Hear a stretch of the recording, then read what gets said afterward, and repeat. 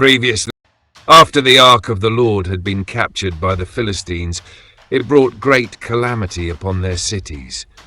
Tumors plagued the people, their idols toppled, and fear filled the land. Desperate to be freed from the curse, the Philistines placed the ark on a new cart, harnessed 2 cows that had never been yoked, and sent it back toward the land of Israel, hoping the God of Israel would accept their offering and lift his hand from their land. Eventually, the ark came to the territory of Beth-Shemesh. But when the men there looked into the ark of the Lord, they were struck down. Because of our lack of reverence, the Lord struck down 50,070 men. Who can possibly stand before this holy God? The ark cannot remain here among us, not with judgment hanging over our heads. We must send it to Kiriath-Jearim before more are struck down. Quickly, send messengers to the house of Abinadab.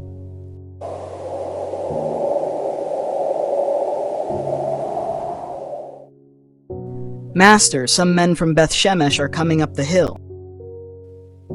All right, let's go meet them. How many are there?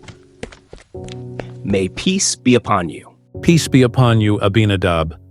The Philistines have returned the ark of the Lord. Come down and take it into your care.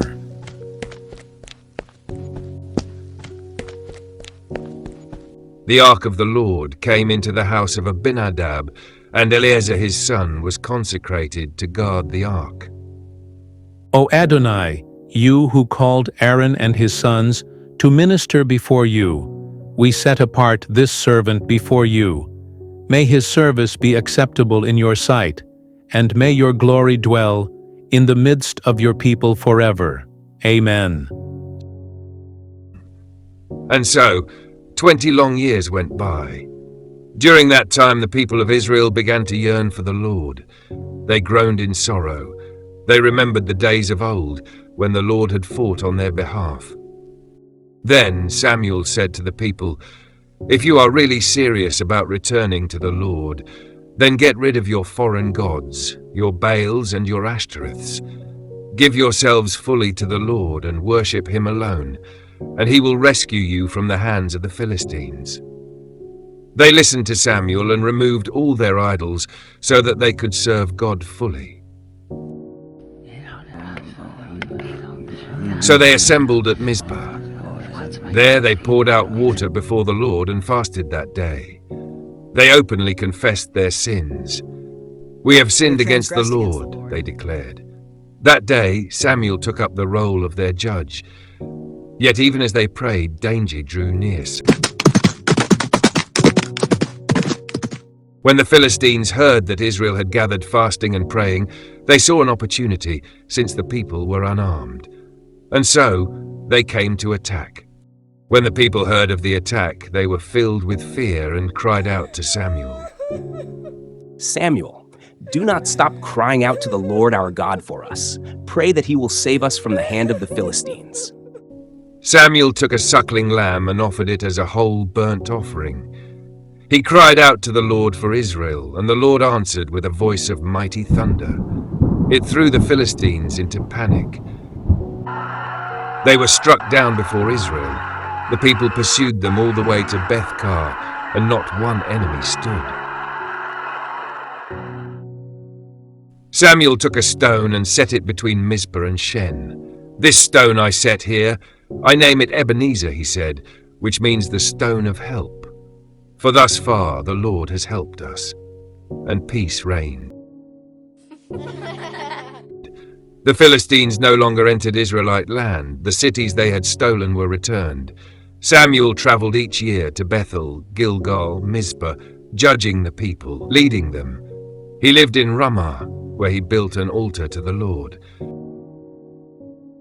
Years went by and Samuel grew old. He appointed his sons Joel and Abijah to serve as judges, but they were not like him.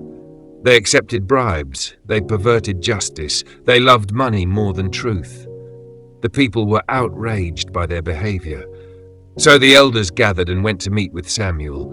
One of the elders said, "Look, you have grown old, and your sons do not follow your ways, Samuel." Another elder added, "Give us a king, someone to rule over us like all the other nations." But this request wounded Samuel. He felt rejected, so he went to the Lord. They ask for a king, my lord. Have I failed them? Listen to the voice of the people. They have not rejected you, Samuel. They have rejected me as their king. From the day I brought them out of Egypt until now, they have forsaken me. Now they do the same to you. Give them what they ask, but warn them of what this king will do. Samuel went to the people and delivered the words of the Lord. You want a king? Then listen. This is what your king will demand. He will take your sons and make them his soldiers. He will make them plow his fields and harvest his crops. He will take your daughters to cook, bake, and serve.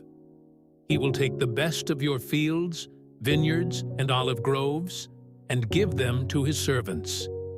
He will take 1/10 of your grain, your flocks, your servants.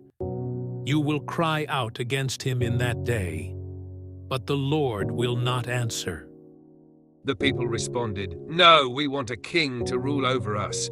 Then we will be like all the other nations. Our king will judge us, go out before us, and fight our battles." Subscribe and click the notification bell so you'll be notified when I post the next part.